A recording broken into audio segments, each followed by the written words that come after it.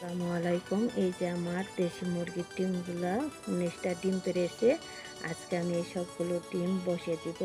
আমার মুরগি কুচে আসছে। একটা এই যে কার্টন নিচ্ছি, আর কার্টনের মধ্যে কিছু ছাই দিচ্ছি। এই ছাইয়ের মধ্যে আমি কিছু খড় দিব।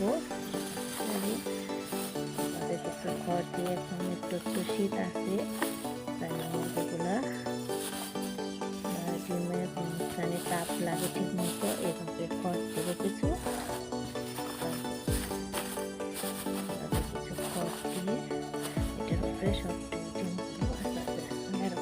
ডিম। আপনারা সবাই এই যে আমার মুরগির ডিম মাশাআল্লাহ করলেন। এই যে 20টা ডিম দিলাম। আজকে মুরগিটাকে কুচে বসে দিয়ে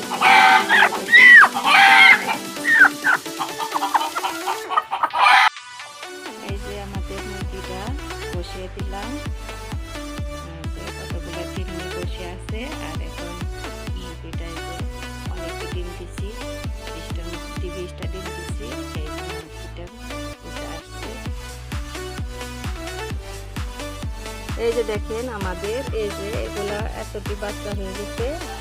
আর এই যে এইগুলা ডিমগুলা মনে হয় এগুলো বাচ্চা ফুটবে না, এগুলো হয়তো বা নষ্ট হয়ে গেছে। এগুলো মনে হয় জাতি ছিল না, এগুলো 20 ডিম ছিল না মনে হয়। এই জন্য এগুলো দেখেন কতগুলো ডিম নষ্ট হয়ে গেল। 3, 4, 5, 6। আমরা এগুলো কাইন্ডেল করছিলাম না, এজন্য দেখি না এগুলো কি বীজ আছে নাকি। এজন্য আমাদের এতগুলো ডিম নষ্ট হয়ে গেল।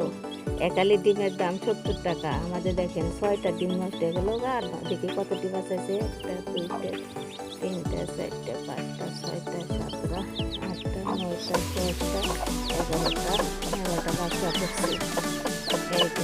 দোয়া করবেন আমাদের এই বাচ্চাগুলো দেখে মাশাআল্লাহ বলবেন। দেখেন কত সুন্দর কিউট বাচ্চাগুলো হয়েছে। মা এই যে দেখি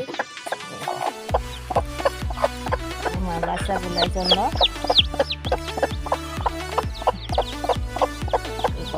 আমরা এখন এগুলোকে রোদে দিয়ে রাখবো। তারপর আমরা এগুলোকে একবার পরে লেবু পানি খেতে দিব।